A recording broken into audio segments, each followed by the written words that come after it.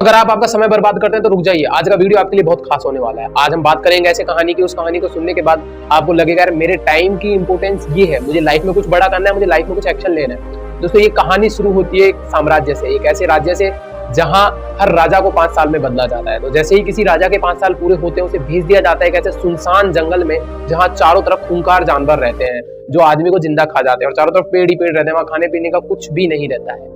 तो जब एक राजा के 5 साल पूरे होने ही वाले होते हैं उस राज्य में, तो उसे नहलाया जाता है, उसे नए नए कपड़े पहनाए जाते हैं और हाथी पर बिठाकर अलविदा कर दिया जाता है उस जंगल की तरफ जहां खाने के लिए कुछ नहीं होता है, जहां चारों तरफ खूंखार जानवर होते हैं। राजा के चले जाने के बाद वहां की प्रजा के बीच अब यह प्रश्न उठता है कि अब हमारे राज्य का राजा बनेगा कौन।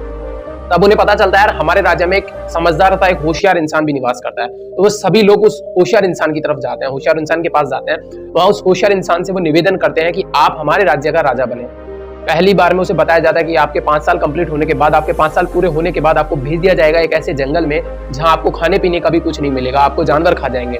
पहली बार में वह आदमी मना कर देता है, लेकिन सभी लोगों के निवेदन करने के बाद, सभी लोगों के रिक्वेस्ट करने के बाद वह आदमी कुछ देर सोचता है और हाँ कर देता है। वह आदमी उस राज्य का राजा बन जाता है। राजा बनने के 3 दिन बाद वह आदमी अपने सैनिकों को बुलाता है और सैनिकों से कहता है कि वह कौन सी जगह है जहां एक राजा को 5 साल पूरे होने के बाद भेज दिया जाता है। वह अपने सैनिकों के साथ उस जंगल की तरफ जाता है। वह वहां देखता है कि उस जंगल में जितने भी राजा आज तक बने थे उन सबकी लाश पड़ी हुई है, अजीब अजीब तरह के जानवर रहते हैं, खाने पीने का कोई सामान नहीं है। तो वह वहां बहुत अच्छी प्लानिंग करता है, वह वहां अपना तेज दिमाग दौड़ाता है और बहुत अच्छी प्लानिंग करता है। इस प्लानिंग से हमें बहुत कुछ सीखने को मिल सकता है दोस्त। वह राजा बनने के पहले साल में वहां के सारे पेड़ कटवा देता है और दूसरे साल में उन सभी खतरनाक जानवर को एक ऐसी जगह शिफ्ट कर देता है वहां कोई न जाता हो।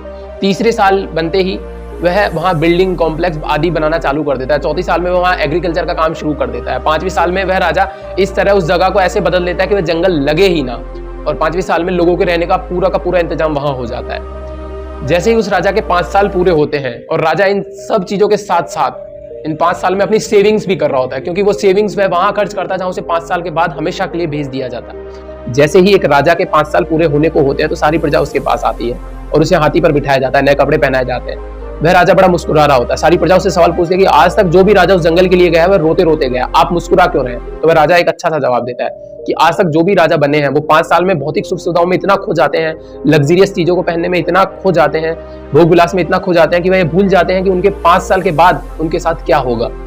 बट मैं खोया नहीं, मुझे पता था कि मेरे 5 साल के बाद मुझे एक ऐसी जगह भेज दिया जाएगा जहां कुछ नहीं है, जहां मैं अकाल मौत मरूंगा। तो मैंने इन 5 साल के साथ साथ, इन 5 साल इस राज्य पे राज करने के साथ साथ उस जगह को ऐसा बना दिया कि मैं वहां रह सकूं, वहां हर लोग रह सकें।